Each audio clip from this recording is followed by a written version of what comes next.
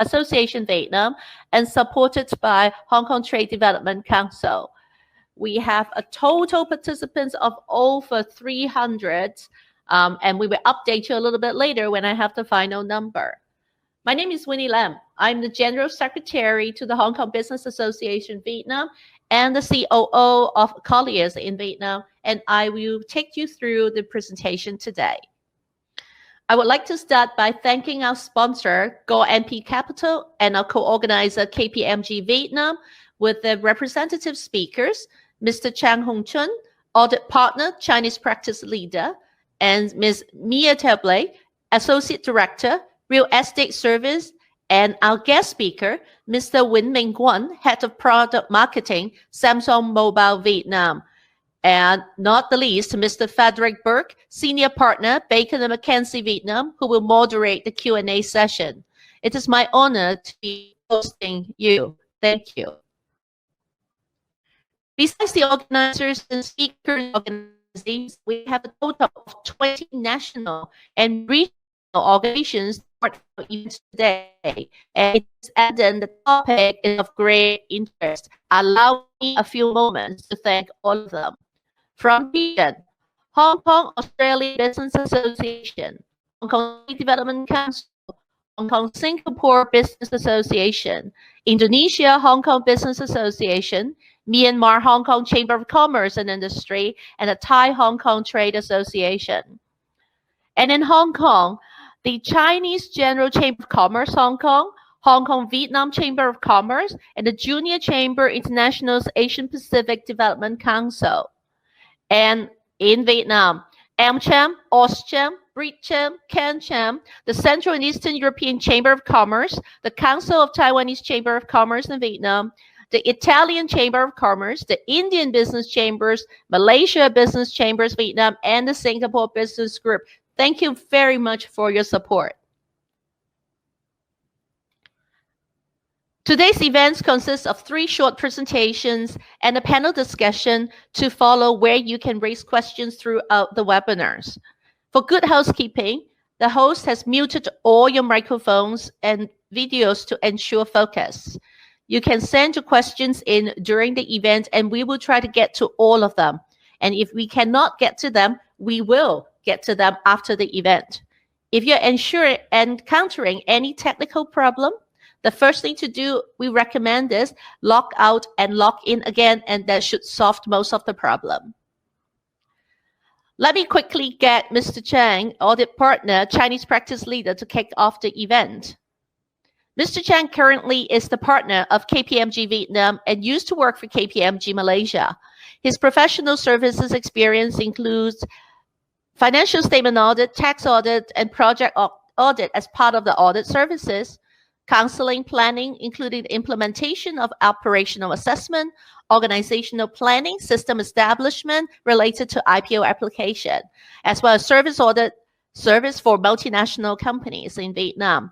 His presentation today is on emerging electronics investment opportunities in Vietnam. Without further delay, I'm handing over the microphone to Mr. Chang. Thank you, Mr. Chang. Okay, thanks, Vinny, for the introductions, and thanks Hong Kong Business Association and Go Capital for inviting me to talk about the investment environment in Vietnam, in particular in respect of the electronic manufacturing sectors. So for all the audience joining the webinar today, a very good morning to everyone. Thanks for taking your time to join this webinar, and thanks for your interest in investing into Vietnam market as a source for manufacturing. The topic that I'm going to cover this morning is the electronic manufacturing landscape in Vietnam. The world is changing. The manufacturing footprint of the world is changing. So Vietnam's role in this end is growing. And I'm delighted to have this conversation with you in regards to how China, as the factory of the world, is looking into Vietnam to bring Vietnam into the fold of the manufacturing.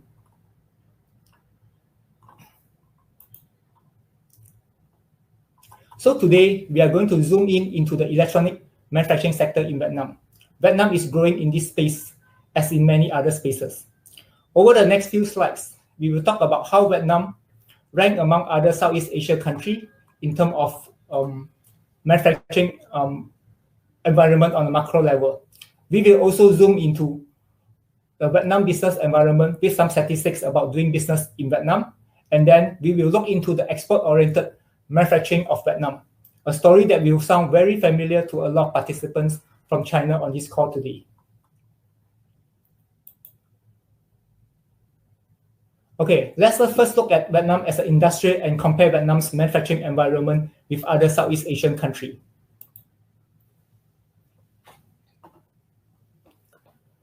We can see that Vietnam is growing very fast as an economy, and in fact, Vietnam is one of the fastest growing economies in the world in the past few years. You can see that Vietnam's average GDP from 2014 to 2019 is at around 7.1%, which is significantly higher than Malaysia, Thailand, and Indonesia. You will notice that we purposely compare these statistics prior to COVID because the number after COVID might be quite distorted. Having said that, thanks to the effective measure and controls taken by the Vietnamese government in containing COVID-19, Vietnam is one of the few countries in Asia that not dip into the recession territory for economic growth. We still in 2020 recorded a positive GDP growth of 2.9%. We think that as the Vietnam economy is not badly affected by COVID as compared to other countries, Vietnam will have a stronger recovery post-COVID. Manufacturing costs, for example, the minimum wages and construction costs are a few statistics that we will go into more detail when we look at the business environment in Vietnam. However, in here, I would like to do a direct comparison between Vietnam and Thailand, which I have highlighted these two countries in red boxes because so often in the electronic manufacturing space, these two countries are set in the same breath. Much of the world's chips, camera equipment, laptop are originated or have parts and components from these two countries. So it's only fitting for us to compare them directly. You can see that the Vietnam minimum wages and construction costs is lower than Thailand by about 20 to 40%. That said, the output per employee in Vietnam is a lot more lower than Thailand, meaning the productivity on a per employee basis is below Thailand. But Vietnam has one of the fastest growing productivity rate among Southeast Asia at 6.3% per annum pre-COVID.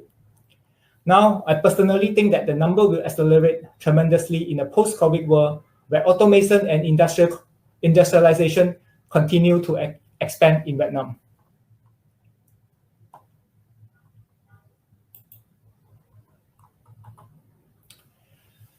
Okay, we all know that ASEAN is one of the most globally integrated regions with a high number of existing and upcoming multilateral FTAs as part of globalization. So how is Vietnam setting up its globalization as compared to other Southeast Asia countries? We all know that China's growth as economic power stems from a few key milestones, in which one of the most important milestones is the joining of the WTO in 2001. Vietnam is part of the WTO, but it also signed a lot of bilateral agreements with different countries and regions. And here are some of the examples. On the right side, it shows the history of the FTA that Vietnam has signed until 2020, and there are around 13 of them. On the left side, we compare the FTAs that Vietnam has signed with other Southeast Asian countries. You will notice that Vietnam is not only the two countries in Southeast Asia, which the other one is Malaysia, that have signed the CPTPP in 2018, but with the conclusion of the EU-Vietnam FTA, or we call it FTA, last year in 2020, Vietnam is the only Southeast Asia country that have a free trade agreement with EU, linking Vietnam with its counterpart in Europe. FTA is a significant milestone for Vietnam because based on the trading term in the FTA agreement, upon entering into the agreement, EU will eliminate the import duty of about 85.6% of tariff line of product from Vietnam and remove import duty of 99.2% of tariff line within the next 7 years. This will give competitive advantages to Vietnam's manufacturer as compared to other Southeast Asia countries in terms of export orientation to EU.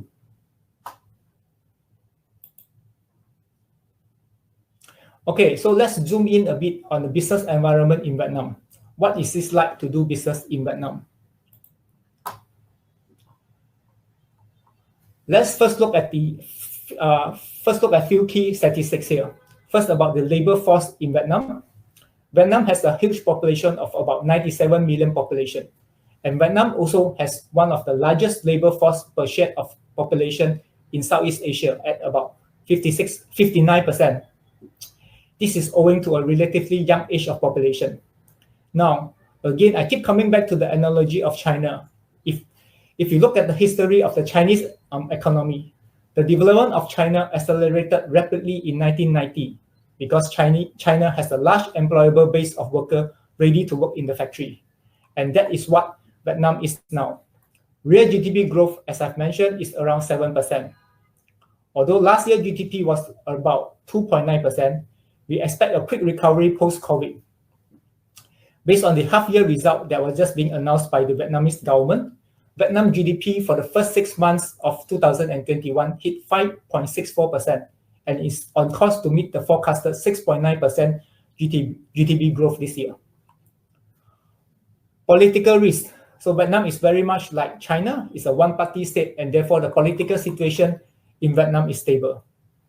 For the ease of doing business, the Vietnamese government has continued its reform by continuously cutting down red tape in its administration to improve efficiency. And I would say that the ease of doing business in Vietnam now is comparable to other countries.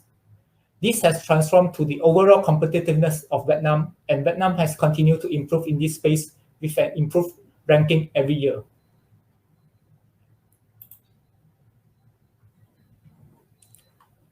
Okay, let's continue to look at other statistics. In terms of corporate income tax, Vietnam current CIT rate is 20%, which is similar to Thailand, but is lower than other Southeast Asia countries like Malaysia and Indonesia. The Vietnamese government also continue to provide attractive tax incentives to attract foreign direct investment into Vietnam.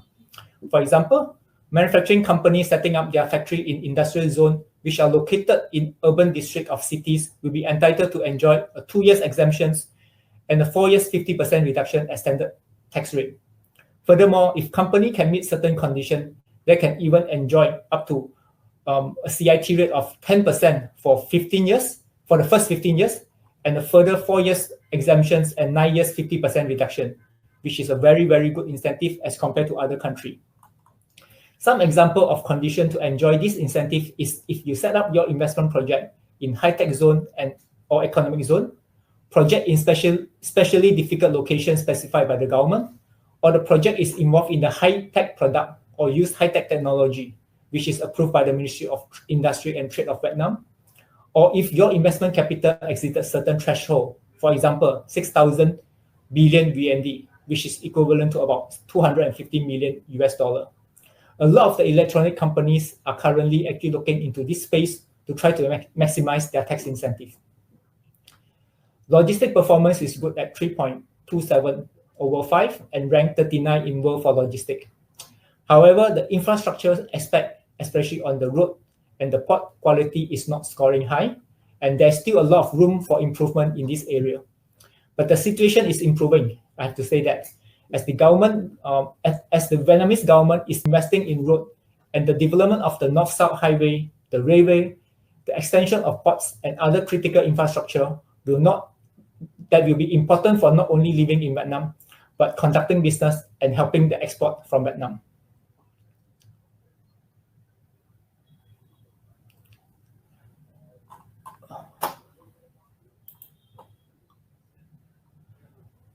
Okay, wages are which are critical factors for manufacturing company that are labor intensive is competitive in Vietnam, as I've mentioned earlier.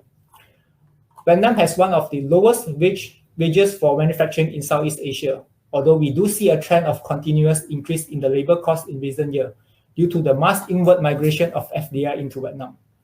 The average annual leave of 13 days per annum is considered low as compared to other Southeast Asia countries, which is good for manufacturing company.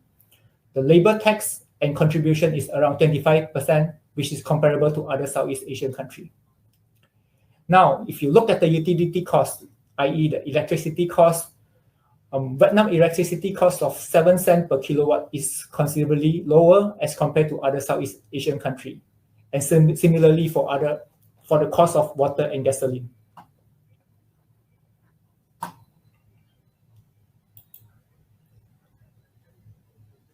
Okay, let's take a few minutes to look at the export-oriented manufacturing in Vietnam and how is this being played out in the electronic manufacturing sectors. Vietnam is developing two main clusters of export-oriented manufacturing for electronic sectors, one in the north and one in the south. The north is dominated by Samsung, Foxconn, LG, and other Tier 1 and Tier 2 suppliers like Pegatron, Jotech, and Jotech. In the south, we have Intel and Toshiba, which manufacture their products for export. I will not cover the in-depth on the manufacturing environment in the north and in the south, as my colleague will actually cover that part later. But in general, Vietnam now has more than 2,000 international manufacturers based in Vietnam in the electronic space, employing more than 600 employees. And last year, Vietnam has also attracted over 30 billion FDI investment in the electronic manufacturing sectors. So where are those companies coming from? So a lot of them are actually moving their manufacturing here from China. This obviously accelerated during the Trump's administration, but has continued the trend until now, as we see that the cost of living and cost of manufacturing is increasing in other countries, especially in China. And with the favorable investment condition in Vietnam, as we have actually discussed, the acceleration of manufacturing company moving into Vietnam is understandable. Here are some of the key examples. Inventec and Pegatron, which are the key manufacturing supplier of iPhone component, is moving to Vietnam. TCL, which manufactures TV for export, has moved into Vietnam. Apple has also set up a factory in the north to manufacture AirPods, and with rumors that they are going to further extend their footprint in Vietnam. And Microsoft manufactures its laptop and computer here in Vietnam. Interestingly, we are even seeing some movement from other Southeast Asian countries into Vietnam, namely Thailand. So Panasonic has recently moved its Thai footprint into Vietnam, which in our view is cementing the position of Vietnam as one of, if not the main Southeast Asia manufacturing hub for electronics.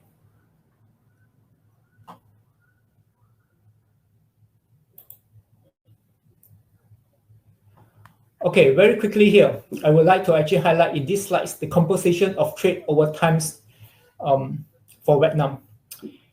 This is a story that you can tell for Vietnam as you can tell for China.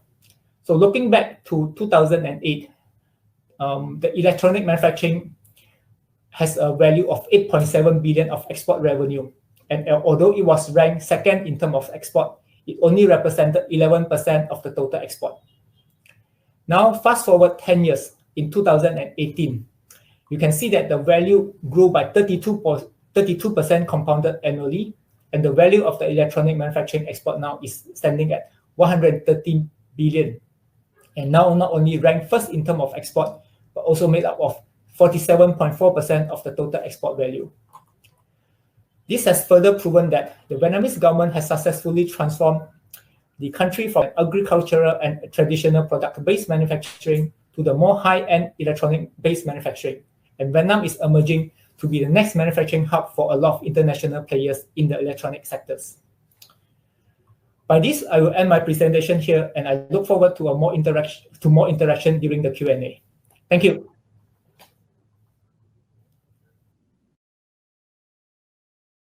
Of introductions to the landscape.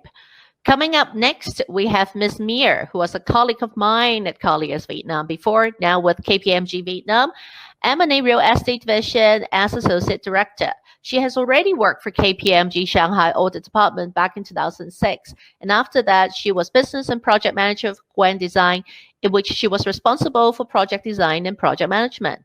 She had over 10 years of experience in real estate, M&A, architecture consulting, and capital management, among others.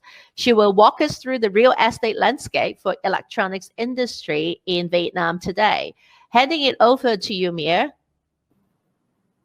Okay, so overall, Vietnam has 4 key sectors of electronic manufacturing: computer hardware, components and parts, communications, and audiovisual.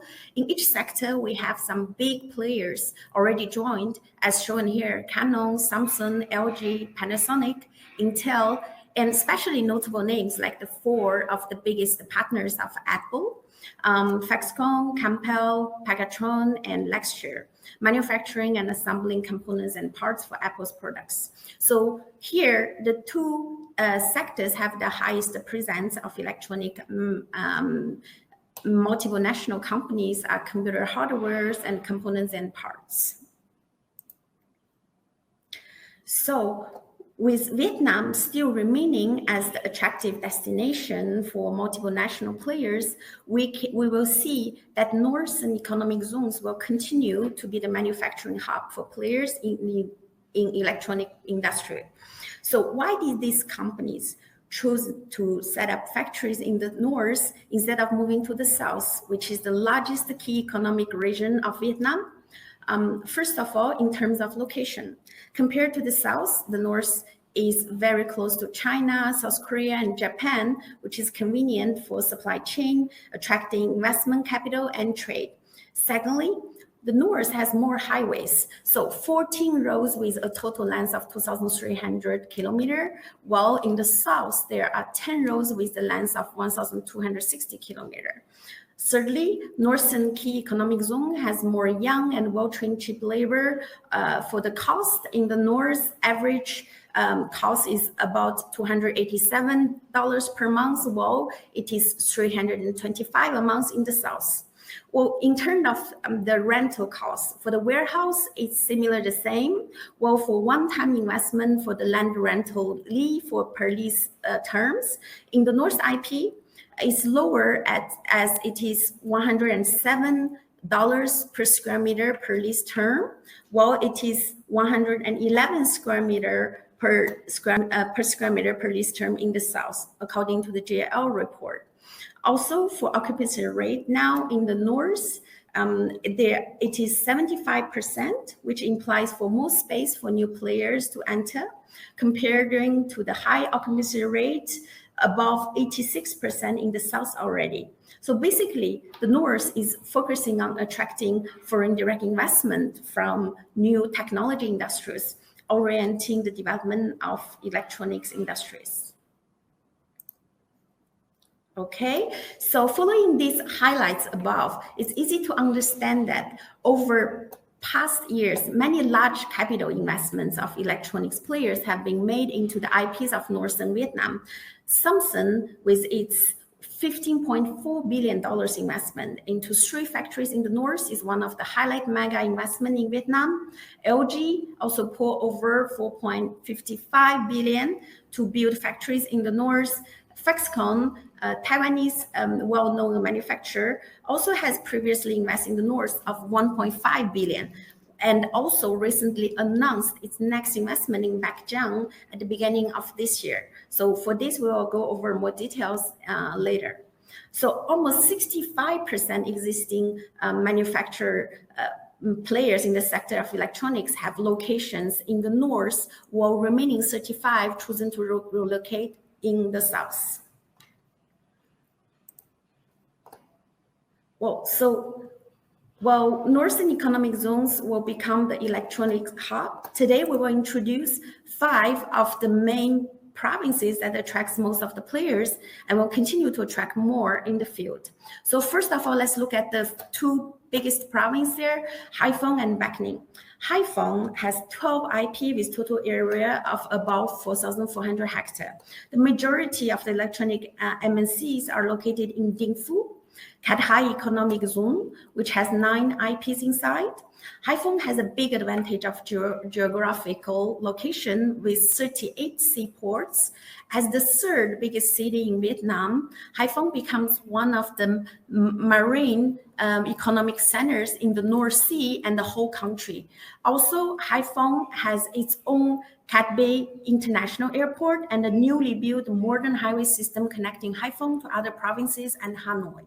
Taking advantage of locating in the economic zone, investors choosing this easy will receive tax incentive in CIT, VAT, and FCT as Vietnam's regulations. So Haiphong has set a target that by 2025, it will invest in 50 new industrial parks and add 6,500 hectares of industrial land to meet the diverse needs of investors in this new period. So also in the next 5 years, the province plans to deploy 4 more phases in the deep sea ports. Let's look at Bac Ninh. So Bac Ninh has 15 industrial parks with total area of 6,847 hectares. The majority of the electronic MNCs are located in Cơ Vô IP, VSIP Bac Ninh, and the Yam Phong IP. So in terms of location, Bac Ninh is close to Hanoi, Noi Bai International Airport, and Hai Phong Port, which is convenient to relocate factory from China to Vietnam through two main ways, air and sea. Bac Ninh has the current policy stimulate that the tax incentive period for the investment projects is the absolute period from the time the project comes into operation for tax incentive, and from the time taxable income is generated from the investment projects for tax reduction and exemption. As for the future plan, Bac Ninh supports site cleansing and speed up the building of 16 industrial parks that have already been approved. And Bac Ninh will also change direction to attract FDI according to the following 2 less, 3 high. Less land, less labor, high investment rate, high budget contribution, and high technology content. So let's look at other 3 provinces which are relatively small but have great potentials. Bac Giang. Bac Giang has 6 IPs with total area of 1,460 hectares. The majority of the electronic multiple nationals are located in Quang Chau IP and Wan Chuan IP. In terms of location, Bac Giang locates just next to the economic triangle Hanoi, Haiphong, and Quang Ninh, and has a relative convenient transportation system with roads, railways, and rivers, which ensures the convenient connection with Noi Bai International Airport, Jalam Domestic Port, Kai Lan Deep Water Port, Haiphong Port, international border gates on Lan Song border, and other provinces in the region. So for the future plan, recently the Prime Minister has agreed to add 3 new industrial zones in Bac Giang province. And in the period of 2026 to 2030, the whole province is planning to invest a big amount in infrastructure works. Well, for Taiyuan, so Taiyuan has 6 IPs with total area of 1,420 hectares. The majority of the electronics MNCs are located in Yanbing IP, where Samsung has its factory in. So because of Samsung, as this effect of the Queen Bee, Taiyuan is highly potential to attract other supplementing high-tech companies to invest in. In terms of location, the travel time from Taiyuan to Noi Bai Airport is only 40 minutes. To the center of Hanoi is only 1 hour. So roads and railway systems connecting with other provinces around, with the Dak Phuc River ports connects the province of the Red River Delta. So currently, for the future plan, currently Taiyuan has totally 6 IPs with occupancy rate of 61%. Therefore, it implies for more capacity for new players to enter. Also, Taiyuan has been approved by the Prime Minister to add Yanbing Central Concentrated Information Technology Park to the general plan of the National Centralized Information Technology Park with an area of over 200 hectares. So also, at the same time, this province is speeding up with many transportation infrastructure projects. So as for Hanam, Hanam has 8 IPs with total area of 2,000 hectares. The majority of the electronics MNCs are located in Dongban IP. In terms of location, so Hanam is located at in the North Key Economic Region and known as the Gateway of Hanoi, with the North-South Railway and the 1A National Highways crossover. Hanam has favorable conditions for electronic exchange and cooperation with other provinces and major economic centers of the country. With the future plan, with a vision to 2030, Hanam prioritize the development of supporting high-tech industries. Also, Hainan focuses on attracting business from developed countries such as Japan, Korea, and Europe. Especially, Dongban 3 IP was planned to mainly attract Japanese investors. Overall, all these northern provinces try to reform administrative procedure in order to support and create the most favorable conditions for corporations and business to invest. So what's next? Many players in the field are keeping an eye on northern provinces are already implementing their expansion plan in Vietnam. The past few years have witnessed a massive wave of investment in high-tech electronics production bases in Vietnam. There's a domino effect where one player gets the nod, urging others to step into the competition. In 2019, Panasonic Life Solutions Vietnam conducted a groundbreaking ceremony of new factories in VSIP2, Binh Duong manufacturing ceiling fans and ventilators with investment cost being over $45 million. Continuing the trend of the investment towards Vietnam, Pegatron, a Taiwanese contract manufacturer, received approval for a facility project with investment of $90 million in deep sea IP in Haiphong. And in October 2020, there was another groundbreaking ceremony for a factory project of network equipment and audio multimedia products with production capacity of over 381 million products per year, located in WHA Industrial Zones 1 IP in Nha An. The project was Geotech's first move in Vietnam. So Foxconn, one of the most major manufacturer and iPhone manufacturer of iPhone, spent $270 million on a project of laptop and tablet products. The project based in Quang Chau IP, Bac Giang provinces was accepted very recently, January 2021, in the license with an annual design capacity of 8 million units per year. Also, in 2021, LG Display, in addition to its current factories in Vietnam, plans to invest another $750 million in its LG Display Haiphong factory, bringing the total project investment capital to $3.25 billion. So who are coming next? For Pegatron, the first project paved the way for two more in their planning stage. The next project is scheduled to be initiated in 2021 at the cost of $481 million, while the idea of the third one for the period of 2025, 2026, with a budget over $500 is already formulated.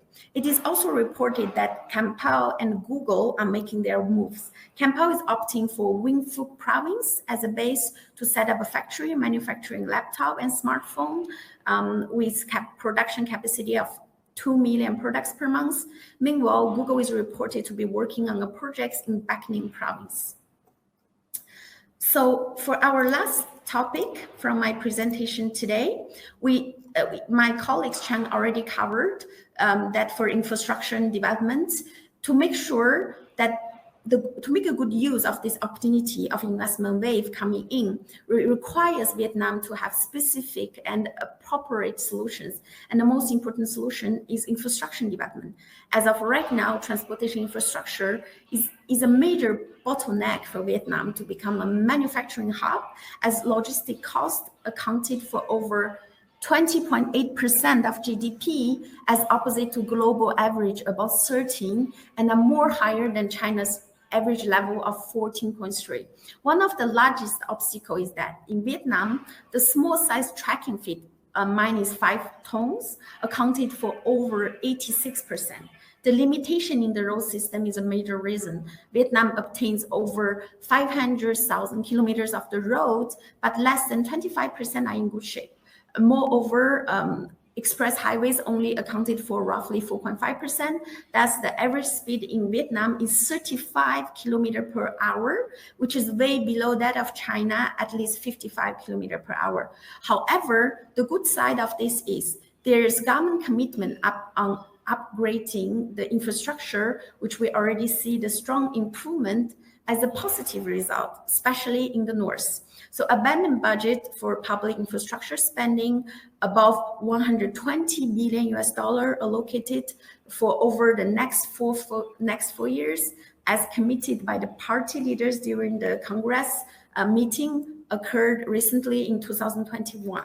So big ticket transportation infrastructure projects, as we can see on the left side of the slides, are under construction across the Vietnam to increase the spree and unloaded the traffic congestion situation, modernize the road network of Tier 2 and Tier 3 provinces. This infrastructure development will become the key to attract new foreign direct investment in general and electronic manufacturing players in specific. That's my presentation today. Thank you very much. Expertise in product marketing, category management, shoppers marketing, and sales management. Mr. Quan today will focus on what makes Vietnam a global bright spot in electronics production with focus on mobile market. Now, I also want to remind all the participants, if you have the questions, then you can utilize the chat box to the right bottom corner on your screen where you can put in your questions, and I'm seeing some of them already. So, Quan, take away. I'm very looking forward to hearing what you have to say. Okay. It's my pleasure to join the webinar now. Next slide, please.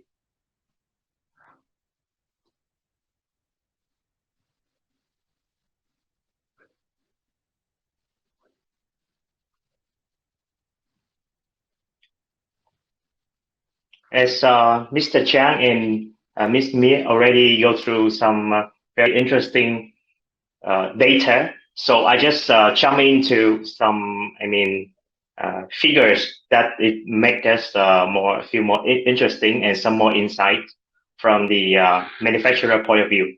So take a quick look about the achievement in terms of export of Vietnam after the U.S. lifted the trade embargo against Vietnam in 1994.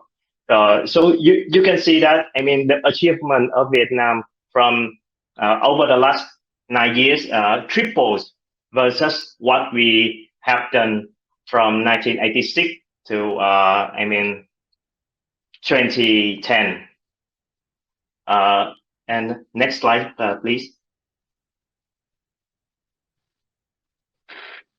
And specifically for the electronics, Vietnam now we become the top 10 of the largest electronics exporting country global wise.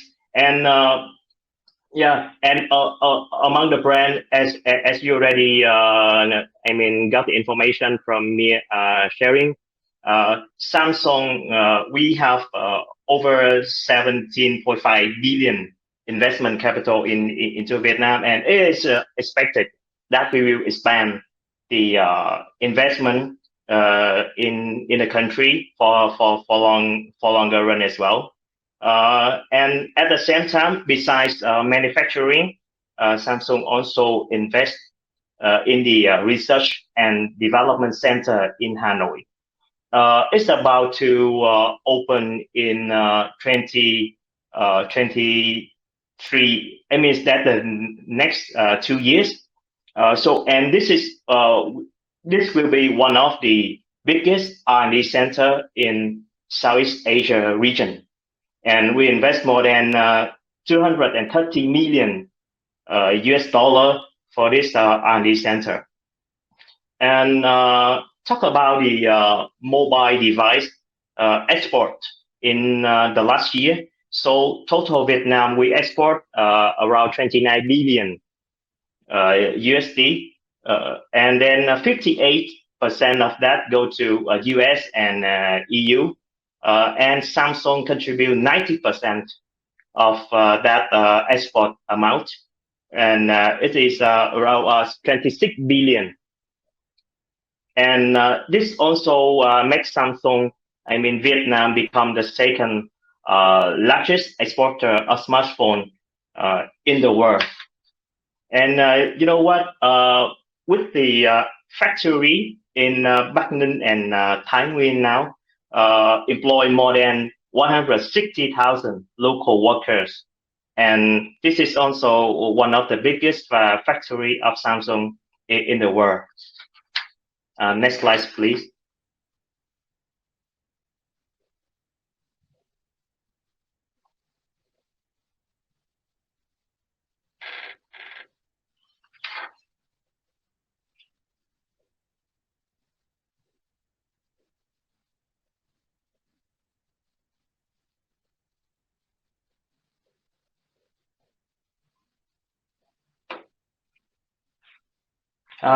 Okay. This is some figures that can give you some food for thought about the electronics. So we have two main parts. The first about the mobile device and component. The second thing is about the general electronic devices and and PC and components. So over the last 10 years, total electronic device export grow 16 times versus 2010, and the contribution of total electronics, just coming from just 8%, very small number in 2010, and now it become 34.7% portion, contribution. So it even higher than the textile and garment export value. So about the growth rate, you see that the total electronics export maintain a very sustainable growth rate over the years, and I do believe that is still keep growing in the next few years. And the reason why come to the next slide.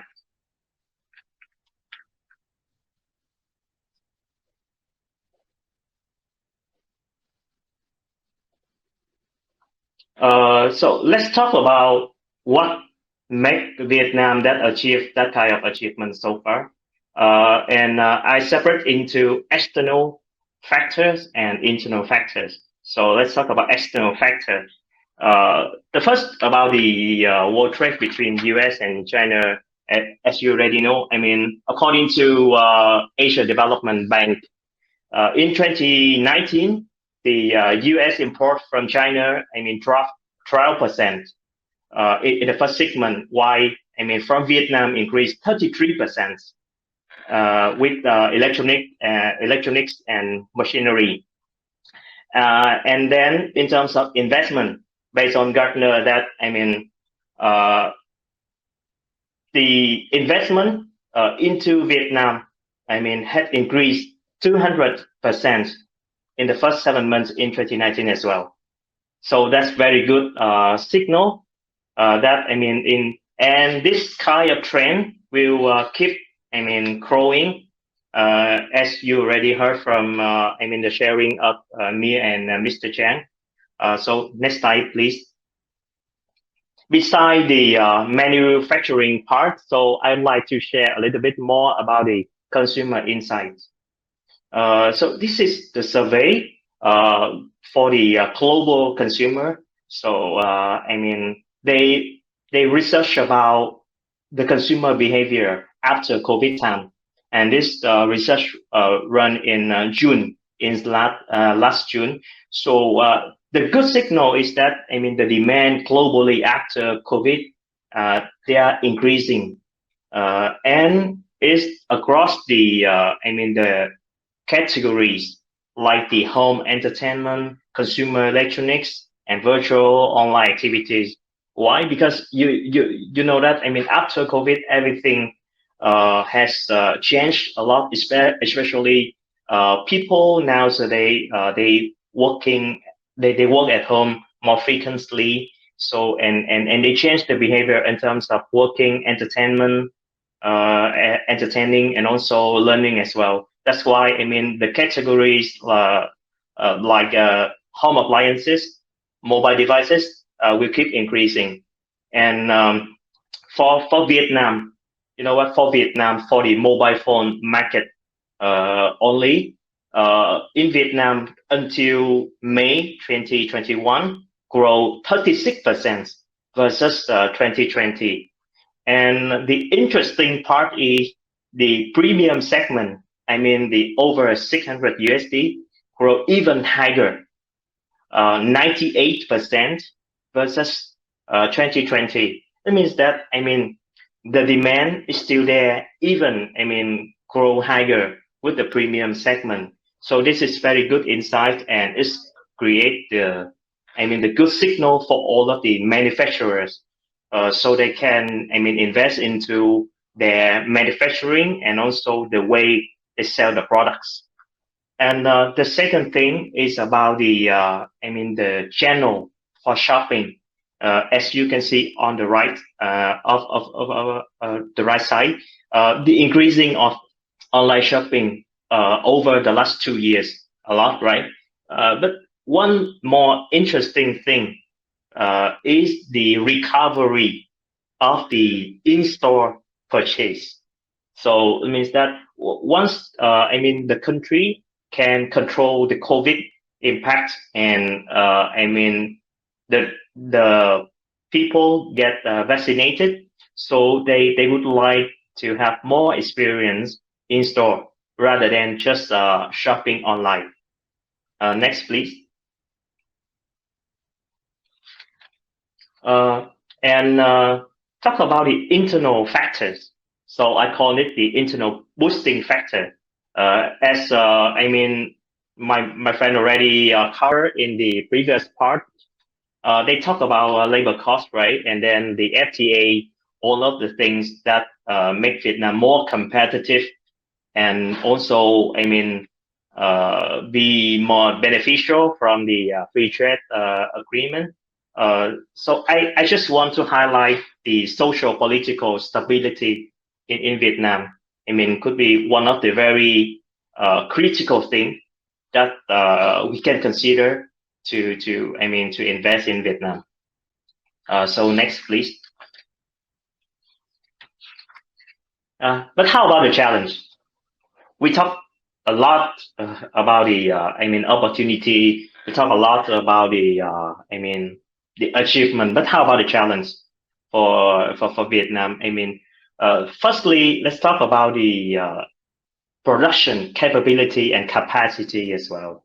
I mean, the lack of the know-how and technology, because I mean, as you can see on the left side, the localization just now for the electronics device, just 5%. I mean, or even some product less than 5%.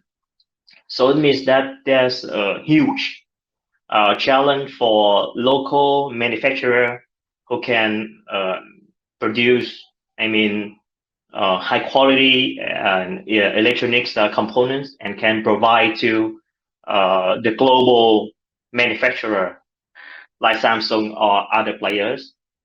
And the second challenge that Vietnam will face is about the high quality labor force. Based on the survey as of I mean, CTCI, Vietnam ranked 87 among 119 countries. And you know what? So it means that the quality of the labor force, the talents. I mean, that is one of the challenge that Vietnam will face. And the last thing is about the green growth strategy. So the Vietnam green growth strategy focus on three priorities: climate change mitigation, green production, and green lifestyle. And I think that this is the unavoidable trend that all of the players need to focus on. And from Samsung side, we also, I mean, focus on the how to use the, I mean, renewable energy in our production. We try to reduce, I mean, the plastic level in all of the electronics device, and use more environmental friendly components in the home of appliances. So I think I done for my presentation. Thank you, Mr. Kwan. And to the audience, we apologize for the technical issues that we encounter from time to time. It is not just easy to have a webinars of this level when everyone's internet bandwidth is being challenged. Without further delay, we now bring the speakers live to the panel discussion. Joining Mr. Chang, Mir, and Mr. Kwan, it is our honor to have Mr. Fred Burke to join our Q&A. Fred is a senior partner of Baker McKenzie based in Vietnam. He has more than 30 years experience practicing in the areas of renewable energy, project finance, foreign investments and securities, international trade, real estate, taxation and customs, and pretty much everything else. You may send your questions through the panels as again set on the bottom right corner of your screen. And then we will go ahead with that. Fred, I hand over the control to you. And speakers, please mute your microphone until it is your time to speak. Otherwise, we will have too much feedback. All right? So, Fred, over to you. Okay, thanks. And those are three extremely informative presentations. There are a lot of questions in the chat box, but I have a few I'd like to lead off with, if I may. Just to go back to Chang, since you were the first one to speak and you've had the longest time to recover, could we ask about the tax incentives? There's a lot of questions about that. One of the biggest concerns about tax incentives is how they seem to change over time. Sorry, this is for Chang. I don't know if Chang is on there. Chang, can you hear me?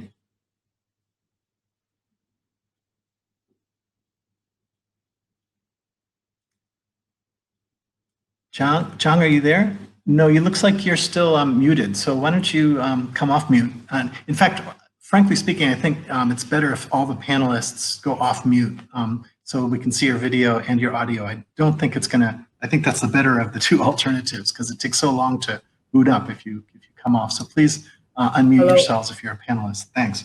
So Chang, back to you. Yeah, tax sorry, incentives. I think my internet connections was a bit weak just now. So I hope that everyone can hear me now. Yeah. Okay. So Great. I think No, talking about the tax incentive, as I've actually mentioned in my presentation. So I think the Vietnamese government actually have laid out a lot of good incentives for all the FDIs that actually coming into Vietnam.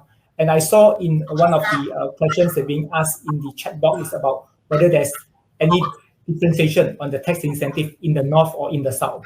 So I think in general that there is no differentiation on the tax incentive provided by the governments, whether is it in the north or in the south. Because I think in Vietnam, the tax incentives are actually being centralized and organized in the central government.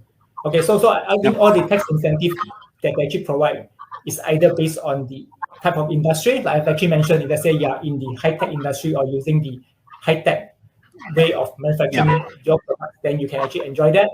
The other, but since we're talking about land, I mean, isn't the land subject to local level approval in terms of, they can give a sweetheart deal sometimes to a big, attractive high-tech company that would be lower than the normal land price in an industrial zone. Is that a factor? Okay, I'm not quite familiar with the land price. I'm just talking about the tax incentive provided by the income government. tax. I think for the land price, maybe later Mayor can actually jump in and mention a bit. But I think again from the tax incentive perspective, the other type of incentive that companies can actually enjoy is based on location, right? So I mean, like I mentioned, the Vietnamese government have actually designated certain economic zone or high-tech zone that will actually encourage all the companies to actually locate their manufacturing base there. Right? So let's say you are located in the economic zone, they have some in the north, they have some in the south. Then you can actually enjoy a better incentive. That's the safest way. Also, let's say the investment side is actually bigger than certain threshold, then you can also enjoy a very good incentive. So I mean, a lot of the big players decided to actually invest in Vietnam with a huge investment capital. They can all qualify to actually enjoy a better incentive. Yeah, you can imagine Samsung with $17 billion in investment. It should make some good incentives for that. However, it does seem there's a lot of cases of tax disputes where the investor grows, they change location, they go beyond their initial scope of work, and their license changes, and then somehow they lose their incentives. We see a lot of cases like that. How do you advise your clients to avoid those kind of tax disputes? Okay, to get a very good tax consultant like KPMG. First step. I'm just joking. So, but I think from my perspective, I think the tax regulation in Vietnam is very complicated. I mean, it's a growing country, right? I mean, Vietnamese government is still learning a lot from other countries. So, but I mean, for my 17 years here in Vietnam, I mean, I have to actually say that they actually do improve by a lot already, although there are still some gray area. So, but I think for my advice for the investor is that if you are not very familiar with the tax regulation in Vietnam, really you have to actually get a good consultant to actually advise you, because the location that you select to actually do your manufacturing, the type of product that you actually manufacture, or how you actually manufacture that, will all have an impact on the kind of incentive that you can actually enjoy. And recently, I mean, the Vietnamese government even actually come up with a supporting industrial incentive. So let's say your products are part of the supporting industry kind of product, then you can actually enjoy a better incentive. Whether you can actually qualify for that or not, of course, you have to actually meet a lot of criteria, right? So, which again, I say, if let's say you do some initial investment in trying to actually study about the incentive provided by the government, and try to actually see whether you can align your investment to achieve that, I think that will be a very good strategy, because once you started that, follow with you, right? I mean, let's say you don't have a good starting place, and then you get it wrong, then I think it's very difficult to actually change at the later part. Yeah. Have you any investors concerned about potential anti-dumping or countervailing duties cases when they're talking about all these incentives? I mean, if you're having a lower than market price of gas and water and 7 kilowatt cents an hour for the public grid electricity, which may be actually more, there are forces at work in the U.S. and in Europe that would like to see countervailing duties on some of that to so-called level the playing field. Is that, and when such a big portion of these exports are going to those two markets still, is that a concern? I would say that it's going to be a concern later in the future, maybe not at this moment. I mean, we can hear that there are some industry like the steel industry that the US government is actually looking into it and to see whether there's any anti-dumping violation. But I mean, in general, from my perspective, let's say you're talking about the US now, I think although before that with the Trump administration, so it's an issue with the Chinese government, right? So I think that they will still continue to actually have that sensitive relationship or discussion with the Chinese. So I don't think that at this moment that they will be heavily focusing on Vietnam. But you are right. I mean, it's an area that all the players have to be taking note on, because going forward, definitely, I think that will be an area that that will be a concern for the manufacturer here. Yeah, absolutely. Okay. So Mir, we were referred back to you for the issue of some of these real estate issues. How do you see that in terms of the pricing of land? Is pricing of land going to be going up a lot for these investors, or is it? So that's a very good and tricky question, which I've been asked by my potential investors, like especially in this COVID period. People like international investors, they are really expecting a depression on the cost, but unluckily that is not really what's happening in Vietnam. Even considering government is pushing really forward for extending the industrial land banks, but as you can see, especially in the south, the occupancy rate of the industrial parks it's above 86%. Well, in the north, when we have more available land banks, we still already reach above 75%, which for which 68%, sorry, but which for new industrial hub, which have been really open its gate for the last 5 years, is a very fast development. So I would say we are still waiting for the pandemic situation. Once it's more clear, we have more site visits. When the commercial flights are open, then more investment will flow in. We can see an upside of land appreciation again in the future. Yeah, okay, that makes a lot of sense. I think we can talk about other ways in which COVID has impacted these operations.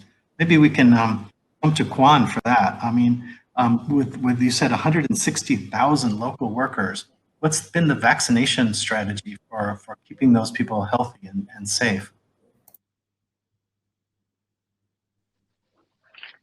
Yeah.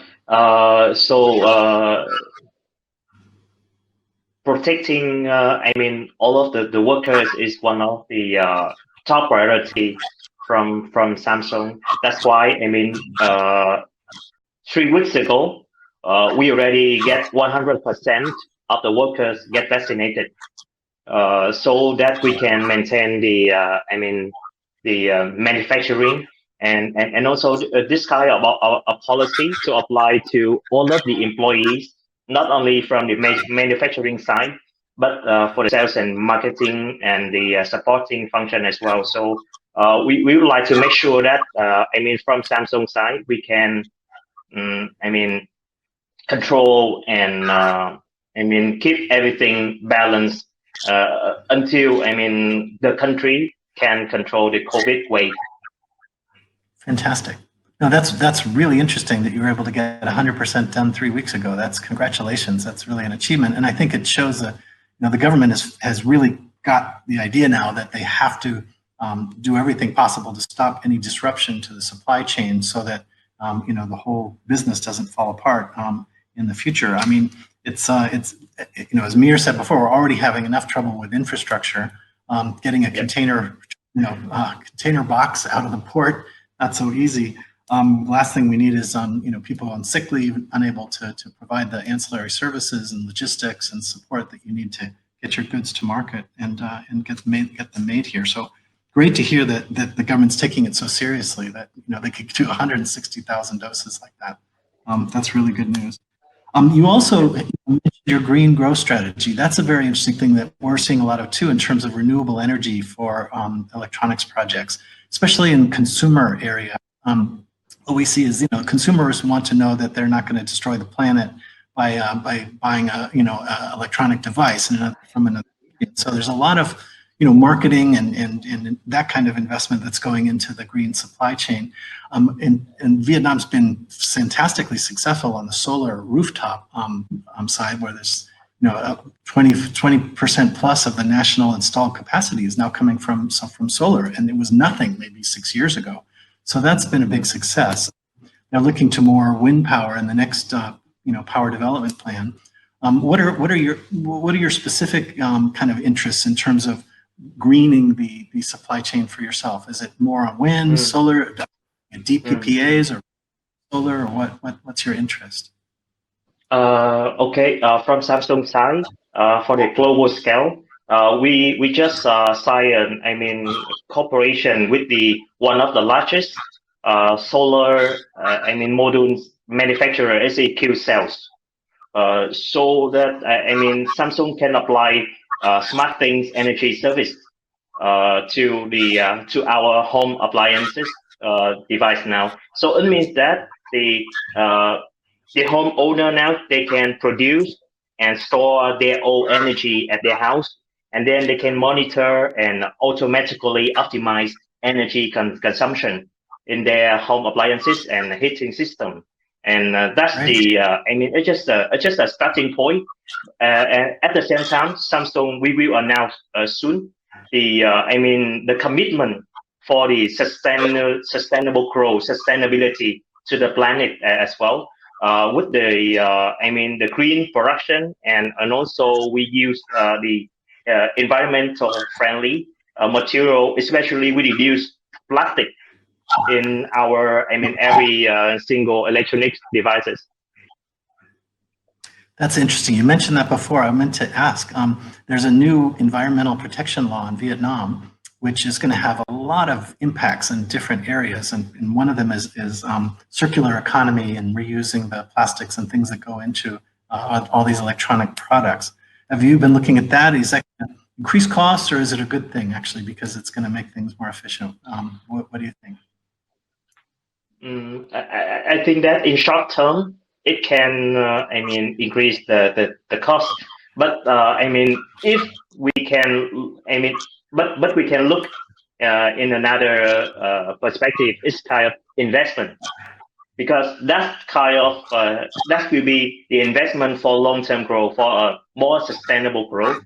And as you mentioned earlier, you know what?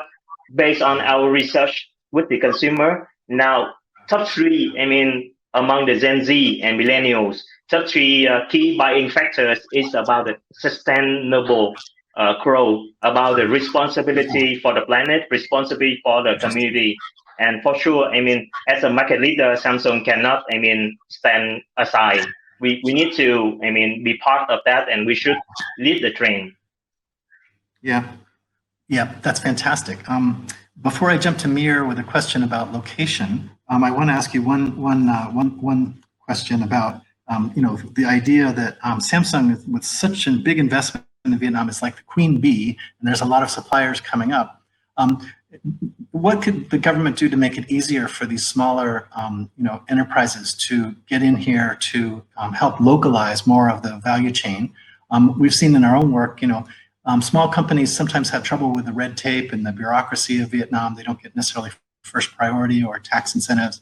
So how do you try to support them to make it, to facilitate that? And also, what could we ask the government to do for its part to facilitate that onshoring of the value chain? From Samsung side, we did cooperate with the government, and then we hold some kind of the training center. So we can, offer some kind of technology knowledge, and some kind of the skill set to improve the quality of the labor, and also some, but it's quite, it will take lots of time to improve. Yep. But it sounds like you're confident that it's going to happen, and it's happening already because of the huge investment you've made and success in the market. So that's great. Yeah. Yep. So Mir, let's jump to you. There's a question in the chat box about what about Da Nang as a place to go and invest. It's on the map we saw earlier. It was all concentrated in the north and south, but Yes. Da Nang's a sizable city, and it's got great infrastructure, and it's got smart population. There's a lot of IT stuff going on there. What do you think about Da Nang as the next phase?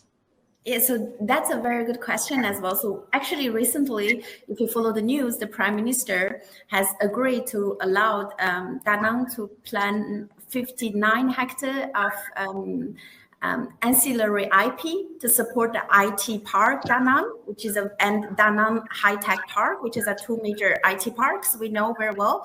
So Da Nang has always positioned it and has this public name as this planning to be the Silicon Valley of Vietnam.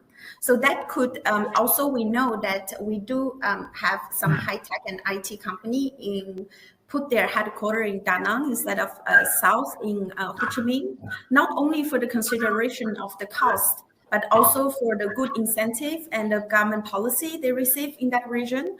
So but limited to the population or the international hub center, not like south or north. So big players still prefer to center for consideration of the recruitment, the land size. So we do see because each investor had their own priority as priority. So we do see this is a good trend in middle of center of Vietnam, including Binh Dinh. Like VSIP Binh Dinh, we have 1,000 hectare IP established from last year, September. So Binh Dinh province also have established a very long implementation list of investment with 156 projects, mainly from Korea, which is focused on electronic industrials, mechanical industry, and high-tech agriculture products, as which are the two main area in Binh Dinh, also province is strongly focused on. So we do see overall, if you look at the size of the country, the whole government is intent to upgrade its manufacturing sector from agriculture up to high tech. So there's good and healthy competition between each province government. They are trying to put up the best policy for tech investment. So it really depends on the investors to study and to make their own choice. I like that healthy competition between provinces. We've seen that really result in some good results for our investors in the past. So something to keep in mind. But you mentioned about agriculture land going into industrial land. I remember in the early days of investment in Vietnam back in the 2000s and late 1990s, there was a concern about food security and whether or not there's going to be enough rice grown in Vietnam to feed people here.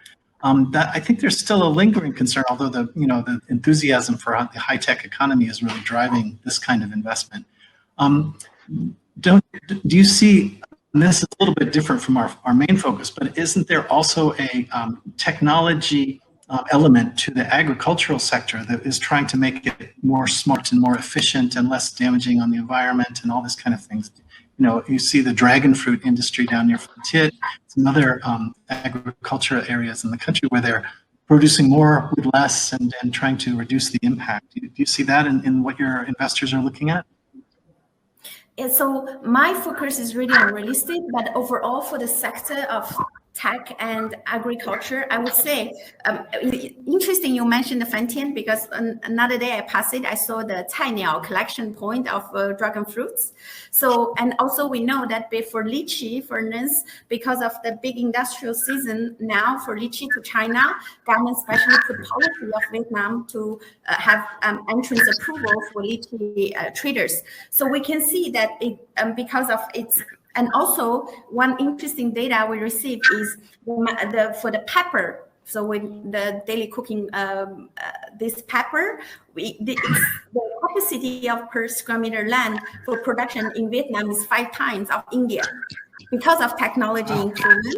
So it's very interesting that first the capacity of the farmers, or say well-trained and the good policy and good organization of Vietnam government is really pushing forward for the agriculture sector.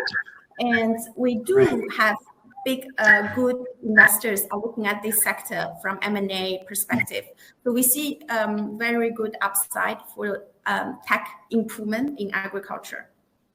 That's very, very interesting. I'm just going to hear those examples because, I always thought that Vietnam, one of its strengths was it has a balanced economic portfolio, has tech, but it also has agriculture, also has services like, the hotels and resorts industry that will come back after COVID.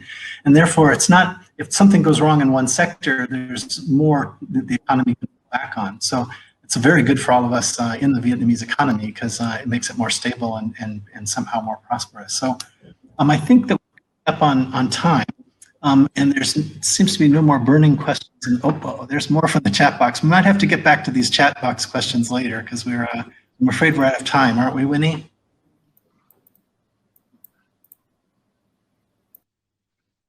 Winnie, you have to come off of mute.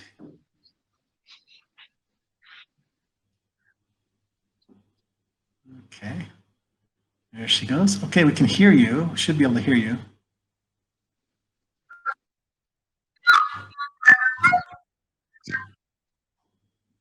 Okay. Anybody? Well, do any of our panelists have anything they'd like to jump in and just to make sure we cover things that you want to make covered?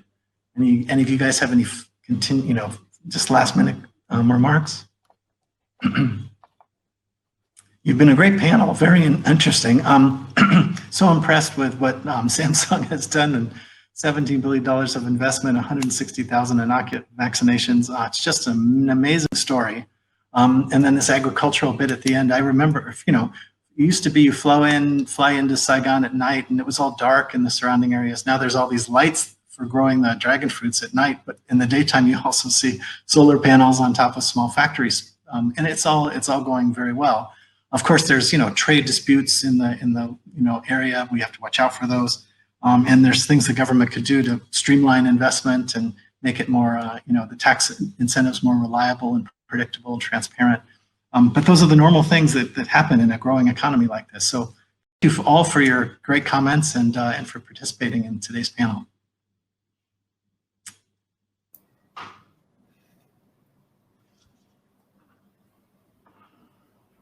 Okay, Winnie, over to you.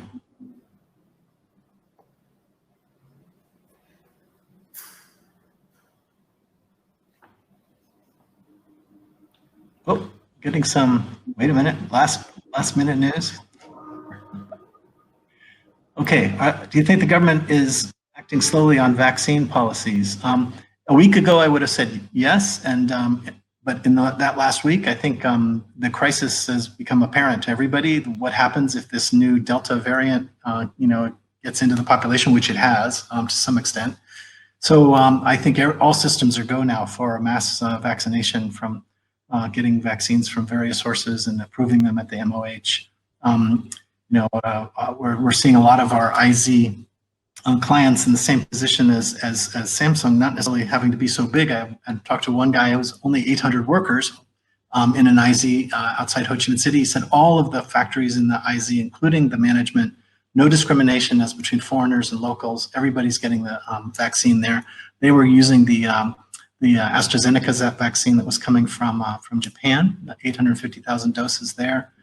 But there's millions of doses coming in. It's just a matter of time. The government's now saying that they should have everybody, or at least herd immunity by the end of the calendar year. I would hope that really with the kind of power that the Vietnamese government can do when they get excited about something and really put their minds to it, it could happen a lot sooner than that. So fingers crossed, let's all do our bit. Okay, Winnie, back to you. Thank you, Fred. Thank you, panelists. This is a very comprehensive session. Unfortunately, as always, all good things needs to come to an end. And I can see a lot of interaction on the chat panels with questions being asked and answers being provided. A video of this webinar will be available in the next 48 hours on the websites of Hong Kong Business Association, Gore Capital, and KPMG. And the slides will be available to our participants at a later time also. A great thank you to Mr. Chang, Mir, Mr. Kwan, and Fred Burke for sharing your thoughts with us. Fred, if you can mute your microphone, I think we're getting some echoes there. Great, thank you. And a great thank you to the KPMG Vietnam technical team for all the challenges today, and to all the participants on behalf of Hong Kong Business Association, Gore Capital, KPMG Vietnam, and our speakers. Thank you for spending time with us today, and hope that you have enjoyed the event as much as I do. If there is a topic you would like to hear from Hong Kong Business Association Vietnam, or if you are interested in being featured in one of our future webinars, do reach out to us. See you again soon here or in person. And until we meet again, thank you and goodbye.